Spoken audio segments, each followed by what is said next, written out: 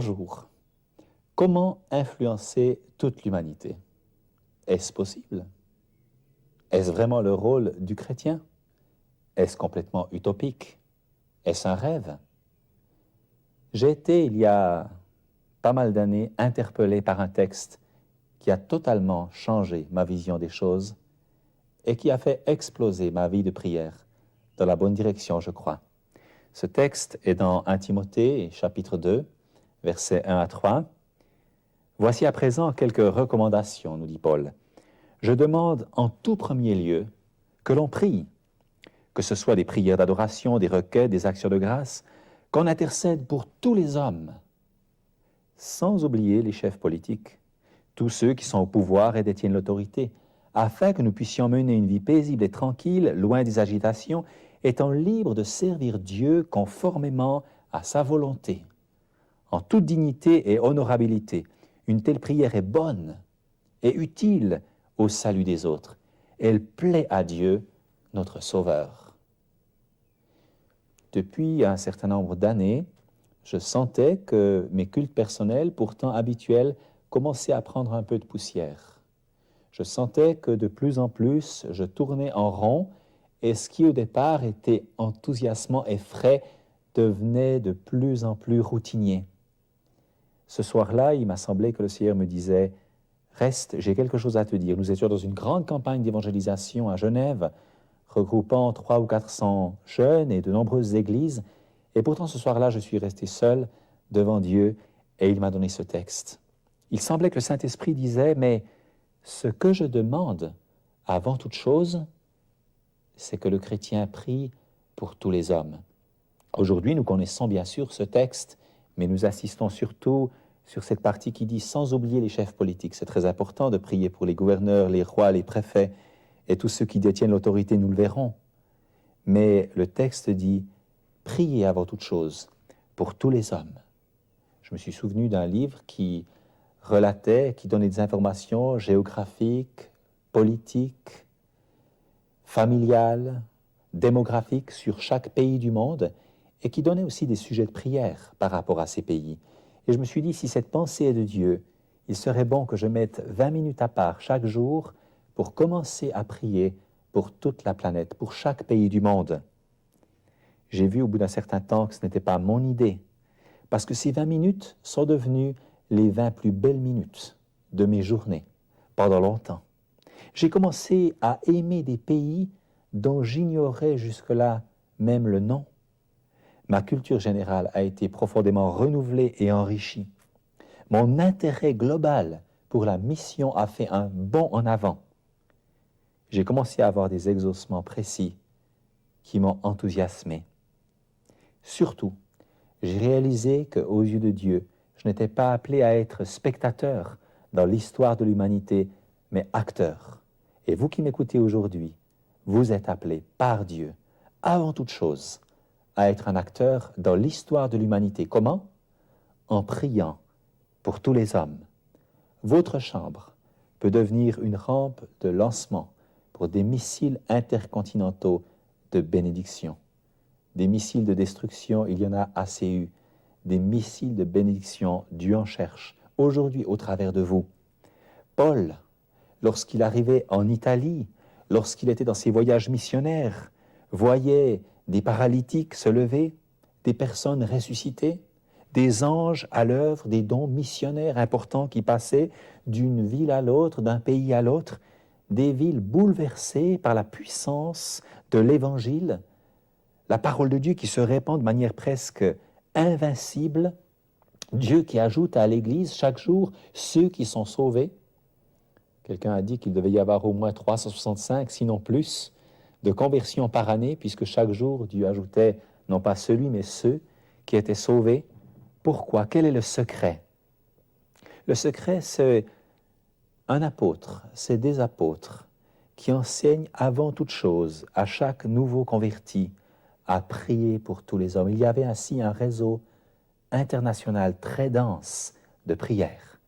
Et lorsque Paul arrivait dans une région, il y avait une armée qui avait déjà béni ce peuple dans la prière. Non pas que l'information ou les cartes de géographie étaient très développées à l'époque, mais ils marchaient dans l'obéissance, à la connaissance de ce qu'ils avaient. Une stratégie puissante pour changer la face du monde.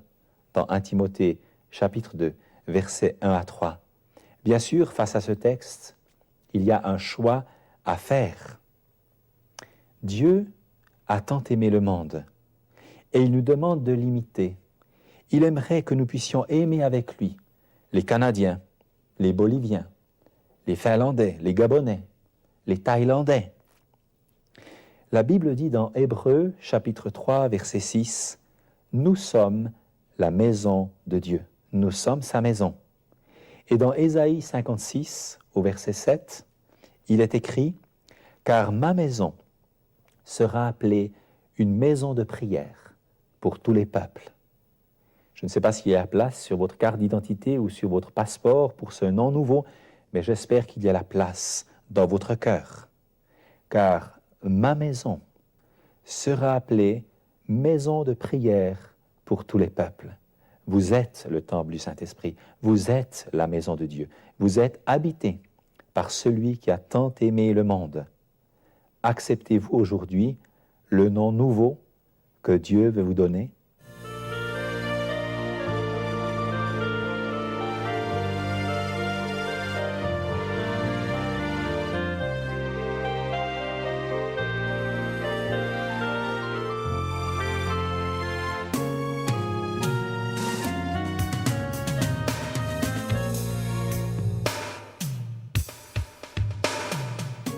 Pouvons-nous influencer toute l'humanité? Non, nous devons influencer toute l'humanité. C'est ce que la Bible nous dit. Avant toute chose, priez pour tous les hommes. Et Jésus dit même que si nous cherchons le royaume de Dieu et sa justice, toutes choses nous seront données par-dessus. La plupart des chrétiens veulent toutes choses, la guérison, la croissance, la maturité, pour éventuellement entrer dans la volonté de Dieu. Mais ce n'est pas Dieu qui changera d'avis, c'est nous qui devons obéir, accepter d'être sa maison et d'être une maison de prière pour tous les peuples. Je crois que c'est la meilleure manière de croître, d'être béni, que d'obéir à ce que la Bible nous demande de faire avant toute chose. Je crois qu'il y a deux mensonges par rapport à cela qui voyagent de par le monde. Le premier mensonge dit que l'intercession pour les nations est réservée à des personnes particulières et très spirituelles, qu'il faut être en quelque sorte un géant spirituel pour prier pour un pays. Mais nous verrons que Jésus n'a pas enseigné cette manière-là de prier, mais qu'il a dit, lorsque vous priez, dites « Notre Père qui es aux cieux, que ton nom soit sanctifié, que ton règne vienne, que ta volonté soit faite, sur la terre comme au ciel. » Oui, celui qui viendrait à Christ aujourd'hui est appelé, dès le départ, dès le premier jour, à prier pour que la volonté de Dieu soit faite, non pas simplement dans sa région, ou dans son village, ou dans sa famille, ou dans son église, mais sur toute la surface de la terre. Parce que Dieu ne nous a pas fait pour être spectateurs, mais pour être acteurs dans l'histoire de l'humanité. Le deuxième mensonge, c'est que la prière se développe en cercle concentrique. Il faut d'abord prier correctement, il faut apprendre à prier correctement pour son entourage, avant d'aller plus loin. Vous savez, cette manière de penser est très humaine. Dans le pays d'où je viens, la Suisse, lorsque vous avez 6 ou 7 ans, l'institutrice vous apprend la géographie de votre village. Lorsque vous avez 8 ans, vous apprenez la géographie du district. Et lorsque vous avez 9 ans, vous apprenez la géographie de votre canton ou de votre département. Lorsque vous avez 10 ans, vous allez plus loin et vous apprenez la géographie du pays tout entier. À 11 ou 12 ans, vous apprenez à connaître l'Europe. Et à 13 ou 14 ans, les autres continents. Et finalement, vous étudiez le système solaire et l'univers. Je ne dis pas que ce système est faux, mais ce système place chaque enfant au centre de tout. Il se croit le petit roi ou la petite reine dans l'univers, et quand il se convertit, cette personne se convertit, elle pense qu'elle va vivre la même chose au niveau de sa vie spirituelle. Mais ce n'est pas du tout ainsi que la Bible a été écrite. Genèse, chapitre 1, verset 1. Au commencement, Dieu créa les cieux et la terre. Dieu commence à nous instruire de manière globale, et puis il nous entraîne dans les détails. Et comme je l'ai cité tout à l'heure, lorsque nous avons demandé à Jésus de nous apprendre à prier, il a commencé avec une vision mondiale, avec une vision internationale. Prier pour les nations n'est donc pas un sommet, mais c'est un fondement spirituel. Non seulement c'est biblique, non seulement c'est un choix qui nous incombe de faire, de devenir une maison de prière pour toutes les nations, mais j'aimerais aussi dire que c'est un privilège, un immense privilège.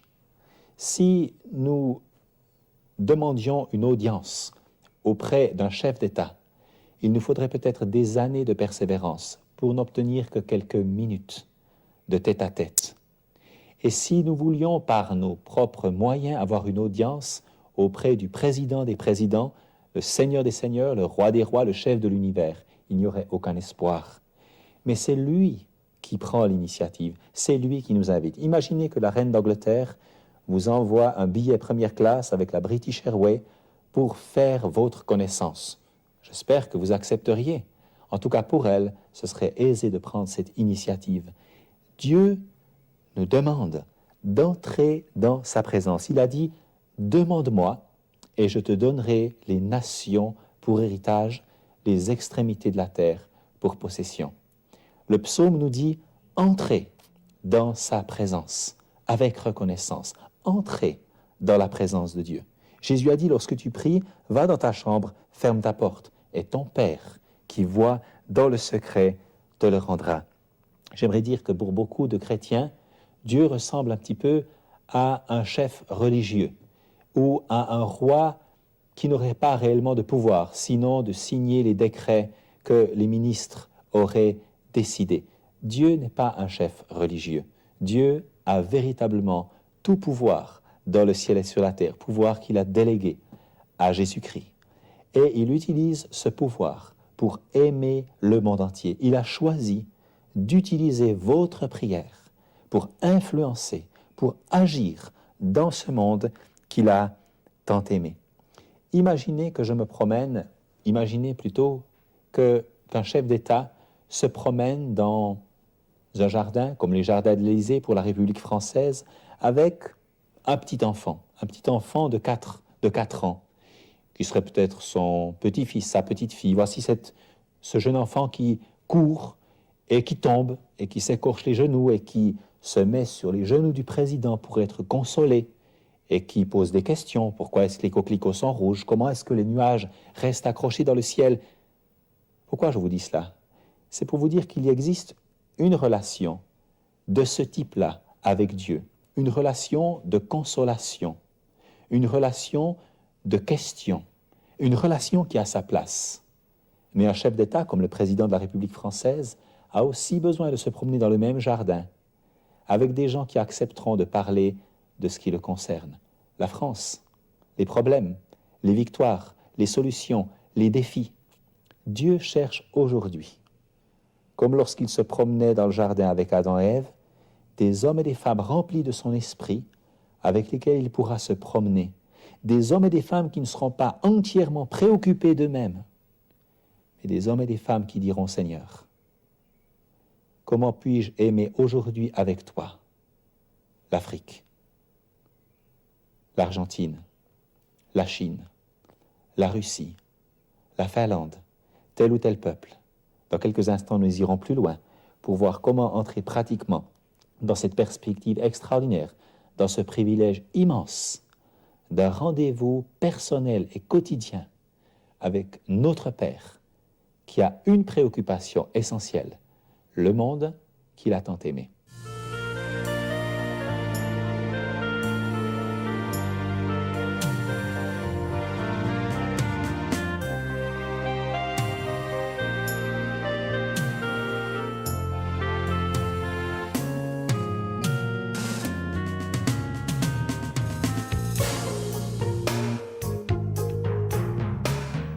Pour le chrétien authentique, influencer toute l'humanité, C'est un immense privilège. C'est possible parce que c'est biblique et c'est réalisable dans sa vie pour autant qu'il en fasse le choix, qu'il devienne cette maison de prière pour tous les peuples. J'aimerais dire aussi que c'est un ministère et un devoir ni difficile ni pénible. Suivez avec moi quelques passages de la parole à ce sujet-là. Jean nous dit, dans sa première lettre, « Aimer Dieu implique que nous obéissions à ses commandements. Et ces commandements ne sont pas pénibles. » Pourquoi? Parce que Dieu a répandu son amour dans nos cœurs par le Saint-Esprit. Romains 5, verset 5. Dieu a tant aimé le monde, et cet amour a été répandu dans nos cœurs. C'est pourquoi ces commandements ne sont pas pénibles. Et puis, un des plus beaux versets du Nouveau Testament, Éphésiens 5, verset 1, « Devenez donc les imitateurs de Dieu, comme des enfants bien-aimés. » Je crois que le préfet qui a son enfant à la maternelle ne s'attend pas du tout à ce que cet enfant ait sa sagesse, ou sa force, ou ses capacités, ou ses diplômes, mais peut-être qu'il aimerait que, comme lui aime sa préfecture, que son enfant aime les autres enfants de la maternelle. Comme lui cherche le bien de sa préfecture, son enfant même à 3 ou 4 ans cherche déjà le bien de sa classe. Et la Bible nous dit, devenez donc les imitateurs de Dieu, comme des enfants bien-aimés. L'amour de Dieu consiste en quoi? À aimer le monde entier. Qu'est-ce qu'il attend de moi? Aimer avec lui ce monde entier. Comment? Premièrement, par la prière. Et puis, Jésus-Christ est le même, hier, aujourd'hui, éternellement. Ça veut dire que l'amour de Christ, pour une nation comme l'Italie, aujourd'hui, est le même que lorsque Christ mourait sur la croix en perdant son sang par amour pour les Italiens. Cet amour est là aujourd'hui à notre disposition afin d'être déversé dans notre cœur pour que nous puissions agir au nom de notre Père. Je me souviens d'un séjour au Cameroun où j'avais enseigné 200 chrétiens engagés qui étaient prêts à partir dans des campagnes d'évangélisation. Et je leur ai demandé qui connaissait ce texte dans Timothée, que Dieu demande avant toute chose à ce que l'on prie pour tous les hommes. 200 mains sur 200 se sont levées sans hésitation. Ils connaissaient tous le texte. Je leur ai posé une deuxième question. Qui d'entre vous, depuis sa conversion, a consacré ne serait-ce que 10 minutes à prier pour le Japon et les Japonais? 3 personnes sur 200 ont levé la main. Je leur ai alors lancé un défi. Je leur ai dit que nous allions nous retrouver le lendemain après leur culte personnel et je leur ai demandé de consacrer au moins 10 minutes dans ce culte personnel en disant « Père, j'ai jamais prié pour les Japonais, je ne sais pas quoi demander, mais apprends-moi à prier, je suis à ta disposition. » On s'est retrouvés le lendemain, chacun avait relevé le défi et j'ai commencé à remplir le tableau noir des sujets de prière qu'ils avaient reçus. Le tableau a été facilement rempli. Et lorsque j'ai regardé ces sujets, je peux dire que quelqu'un qui aurait passé 20 ans à étudier la culture nippone n'aurait pas trouvé des sujets aussi précis, aussi profonds et aussi sages. 200 missiles intercontinentaux de bénédiction venaient de quitter le Cameroun pour atteindre le Japon. Et peut-être cela pour la première fois dans l'histoire de l'humanité. La Bible dit « Donnez et il vous sera donné ». Les hommes croient qu'on peut se développer et qu'on peut s'enrichir simplement en demandant et en demandant et en demandant. Mais la Bible dit, vous êtes riches en Christ et vous pouvez donner cette bénédiction. Vous pouvez bénir la terre entière et vous serez bénis de la terre entière en retour. Je me souviens d'un séjour l'année passée au Nigeria où plus d'1 million de chrétiens étaient réunis. Et j'ai eu le privilège de leur partager une parole du Seigneur durant quelques minutes. C'est des intercesseurs extraordinaires. C'est des intercesseurs fervents. Ils avaient prié toute une soirée pour leur pays et pour quelques pays aux alentours. Mais je leur ai apporté cette même parole. Ne serait-ce pas le moment que du Nigeria, le monde entier soit béni, afin que du monde entier, la bénédiction se répande sur ce pays et permette sa reconstruction. J'aimerais aussi dire que c'est une occasion unique dans l'éternité. Il y a bien des choses que nous pouvons faire sur cette terre, que nous pourrons faire au ciel et dans l'éternité.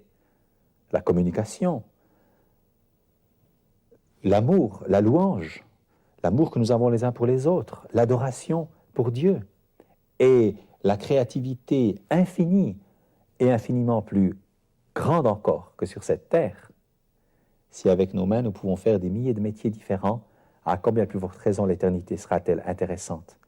Et pourtant, il y a toute une série de choses que nous pouvons faire pour Dieu sur cette terre et que nous ne pourrons plus jamais faire durant toute l'éternité.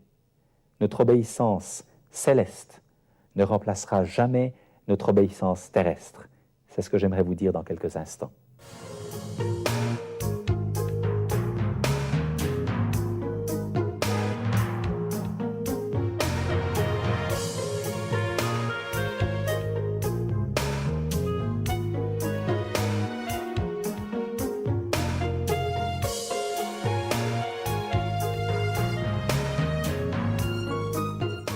Influencer toute l'humanité, un privilège immense, mais aussi une occasion unique dans l'éternité. Comme nous l'avons vu, notre obéissance céleste ne remplacera pas notre obéissance terrestre.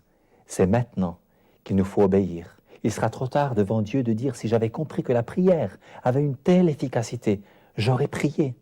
Si j'avais compris que mon obéissance et mon témoignage pouvaient faire avancer le règne de Dieu, j'aurais vécu différemment. » Il nous faut réaliser que c'est sur cette terre que nous aimons Dieu sans l'avoir vu, que c'est sur cette terre que nous résistons à la tentation, que nous intercédons pour les nations, que nous pouvons amener quelqu'un à Christ, que nous marchons par la foi, que nous luttons contre le péché, que nous annonçons l'Évangile, que nous pardonnons à ceux qui nous offensent. Une école de princes qui est difficile. Je me souviens d'une revue où on voyait le prince Charles photographié alors qu'il franchissait, qu'il passait sous une barrière en rampant dans la boue. Quelle drôle de place, quelle étrange position pour le prince d'Angleterre. Que faisait-il? Il suivait un cours de survie pour obtenir son brevet de pilote. S'il avait simplement dit « parce que je suis prince, je veux un brevet sans apprendre », est-ce que vous seriez monté en avion avec lui? J'espère pas, en tout cas pas moi. Il était prince, mais il devait passer par cette école. Aujourd'hui, nous marchons par la foi. Nous marchons dans l'obéissance. Nous n'avons pas toutes les réponses, mais nous comprenons suffisamment pour aimer avec Dieu cette planète qu'il a tant aimée. Ceux qui étudient le ciel, les astronautes, les scientifiques nous disent que notre planète est comme une petite balle perdue dans l'immensité de l'univers. C'est vrai, mais la Bible nous dit que c'est avec cette petite planète bleue que le Dieu de l'univers s'est identifié. C'est sur cette petite planète que Jésus est venu naître, Emmanuel, Dieu avec nous. Il a pris non pas un corps d'extraterrestre ou un corps X ou Y, mais il a bien pris un corps humain avec lequel il est allé jusqu'à la croix. Il est mort, il est ressuscité, et avec ce corps ressuscité, il est monté dans la gloire qui aujourd'hui fait partie de cette Trinité. Oui, Dieu s'est identifié de manière incroyable, profonde et éternelle avec la planète que nous habitons aujourd'hui. Cette planète pour laquelle Dieu nous appelle à travailler avec lui, à faire des projets avec lui, à lutter avec lui dans la prière. Cette petite planète est aimée, mais elle est aussi haïe par l'ennemi de Dieu. Quelqu'un a dit, Satan agit dans la mesure où les hommes l'y invitent et dans la mesure où les chrétiens ne prient pas. Satan agit dans la mesure où les hommes l'y invitent et dans la mesure où les chrétiens ne prient pas. Cette planète est aimée. C'est sur cette planète que se prépare l'épouse éternelle de Jésus-Christ. La terre aujourd'hui est comme un village. Quelqu'un a dit il y a 100 ans, le village était un monde, aujourd'hui le monde est un village. Nous pouvons voyager sur tous les continents en moins de 24 heures. Nous pouvons communiquer de manière instantanée. Nous avons des informations 100 fois plus développées que ce que les premiers chrétiens avaient lorsque Paul leur disait, avant toute chose, priez pour tous les hommes. Nous ne devons pas faire de l'information une condition sine qua non pour prier. Prions avec l'information que nous avons aujourd'hui, mais utilisons également toute l'information qui est à notre disposition pour prier pour tous les peuples. Je me souviens dans un temps de louange où Dieu m'a parlé. Il m'a dit, Carlos, c'est le moment de prier pour les habitants de ton village. Je ne l'avais jamais fait de manière spécifique. Je ne l'avais jamais fait de manière systématique, mais j'aimerais vous dire, le Saint-Esprit et l'organisation ne sont pas des ennemis. J'ai pris le bottin de téléphone et j'ai commencé de temps en temps, du lundi au vendredi, depuis les familles qui avaient un nom commençant par A jusqu'à Z, à prier pour ces familles. J'ai passé des temps vraiment intéressants devant la face de Dieu. Quelque temps plus tard, j'ai été invité pour des rencontres d'évangélisation dans mon village natal. Et je peux dire que mon amour pour ces gens et l'autorité que j'avais pour leur parler était beaucoup plus grande à cause de ce dialogue devant Dieu. Avant toute chose, priez pour tous les hommes.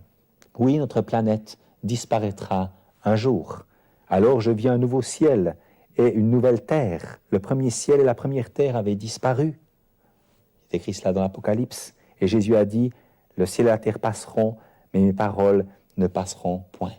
Qu'aujourd'hui, nous puissions comprendre le plan de Dieu pour cette petite planète, pour ces nations, pour ces hommes que Dieu veut aimer au travers de vous.